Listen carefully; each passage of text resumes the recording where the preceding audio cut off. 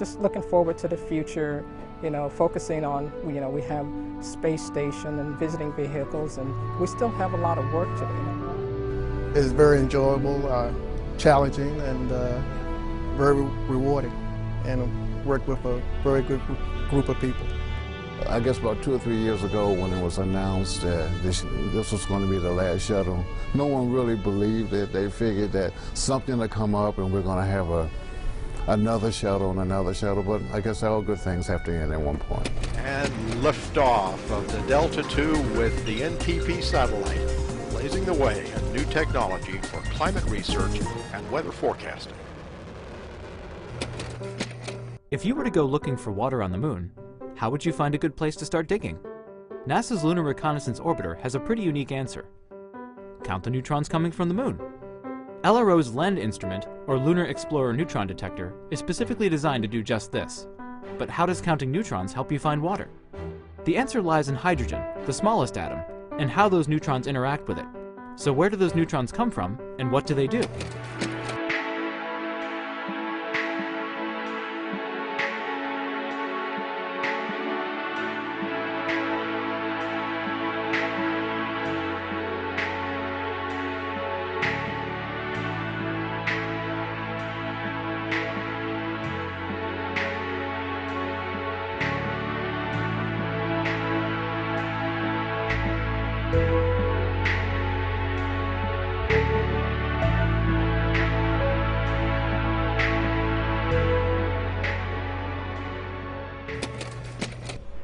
Ago, we had another mission over Pine Glacier, and when looking out of the window of the aircraft, we noticed a fairly large crack in the ice shelf. And I talked back to colleagues in the US that downloaded satellite images, and they reported that this crack has formed in sometime between end of September or early October. At the moment, the crack is about 80 meters wide, but if the crack continues to propagate, it's about an iceberg that has an area of about 800 square kilometers that eventually will break off from the Pine Island Glacier.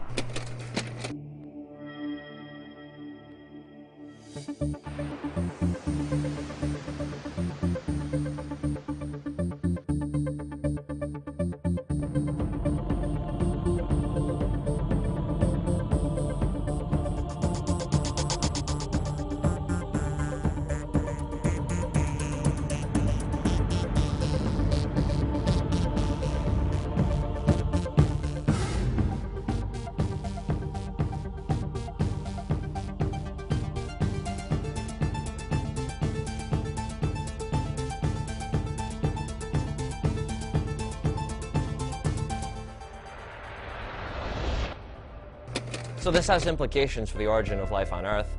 We know that meteorites contain amino acids, which are the building blocks of your proteins, and now from our research, we can show that nucleobases, which are the building blocks of your genetic material, like DNA and RNA, are also found in meteorites. And so these things together could have seeded an early Earth with these really important molecules that could have built up to the larger molecules you see today that are essential for biology.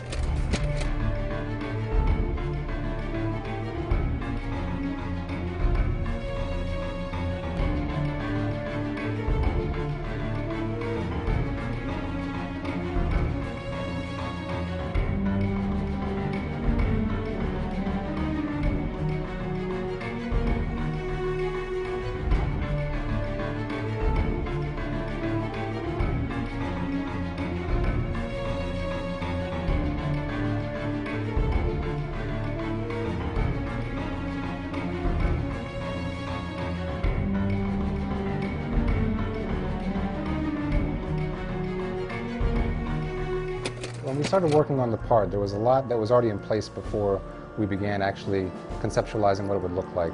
We really had to take a creative approach to come up with the geometry that we needed and try to meet all of our requirements for interfaces and scientific requirements. Right, when they start working on it, they machine it out of a solid block of titanium, and what they do is they use a milling machine and actually mill away slight layers until they get the basic shape.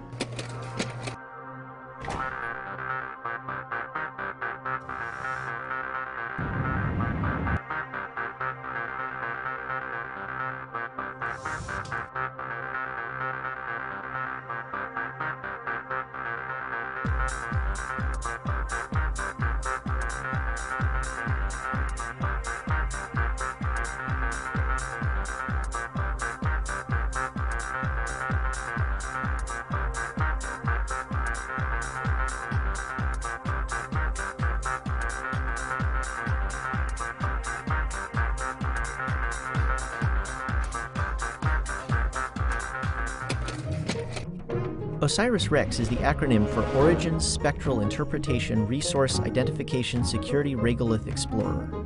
Scheduled for launch in 2016, the mission will collect the first sample from this special type of asteroid that holds clues to the origin of the solar system, and just possibly the kinds of organic molecules that may have planted the seeds of life on Earth. In 2023, the OSIRIS-REx mission will return a sample to Earth, where it will be studied by scientists for generations to come.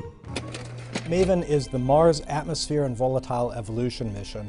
We're trying to understand basically why the climate changed on Mars, why Mars appears to have gone from an environment that was habitable to microorganisms at least, to one that is the cold, dry, uninhabitable environment we see today. By looking at the nature of the upper atmosphere today and how gases can be lost out of the atmosphere to space today, we learn about the processes that control the atmosphere, and we're going to have a good understanding of what the history of the atmosphere has been.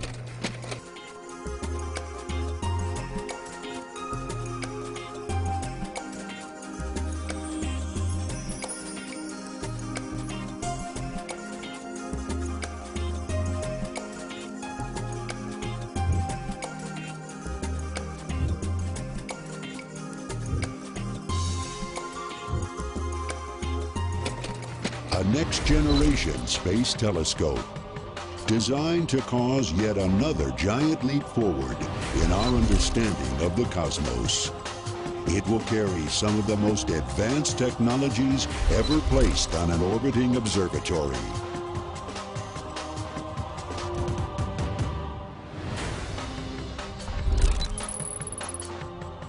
"18 articulated mirror segments, 2.75 times the diameter of Hubble's primary mirror.